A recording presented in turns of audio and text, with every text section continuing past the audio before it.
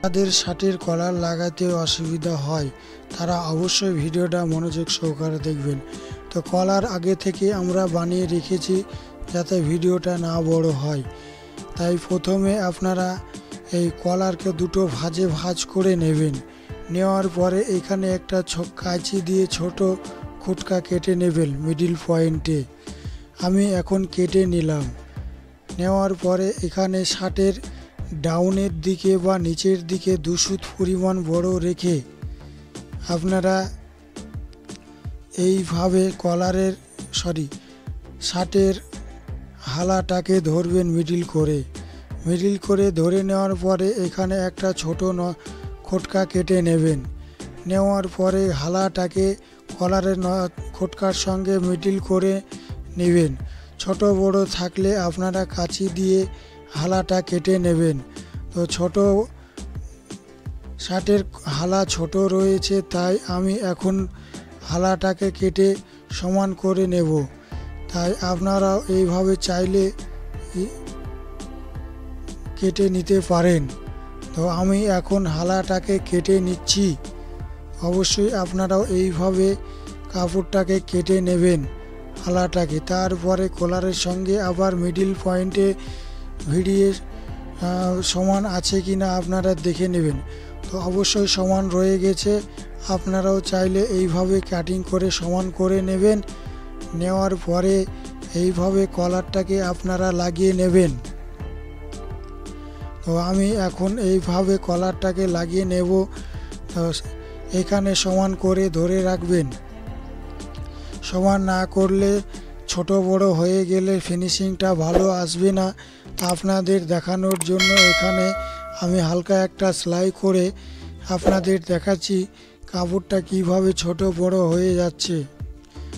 তো এখানে আমি ছোট বড় হচ্ছে ওর জন্য আমি বের করে আপনাদের দেখানোর জন্য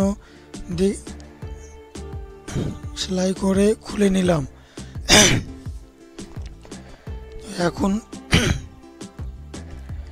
এখন আপনারা এইভাবে সেলাই করে নেবেন।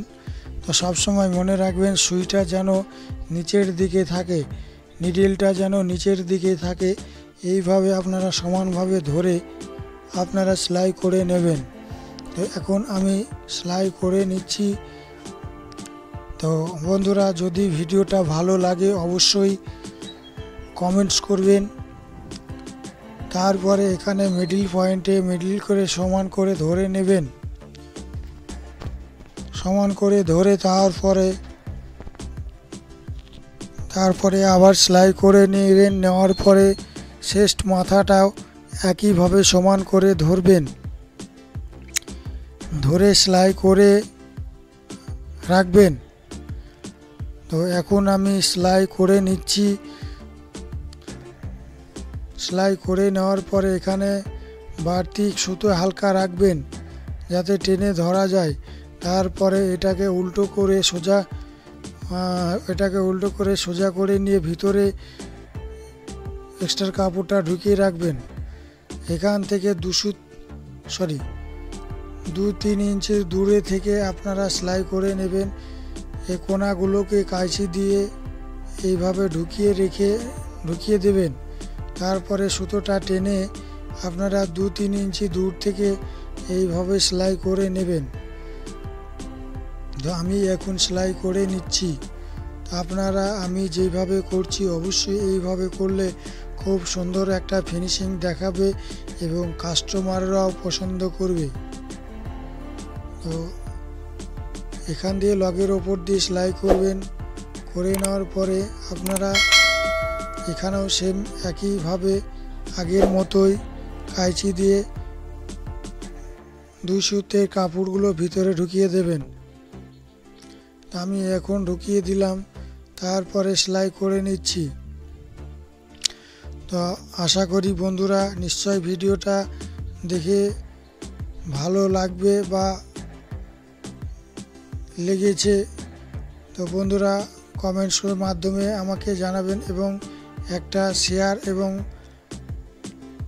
লাইক এবং চ্যানেলটি আমার সাবস্ক্রাইব করবেন। তো দেখুন এখন কত সুন্দরভাবে কোনাগুলো সমানভাবে উঠেছে। তো এইরকমভাবে আপনারা সমান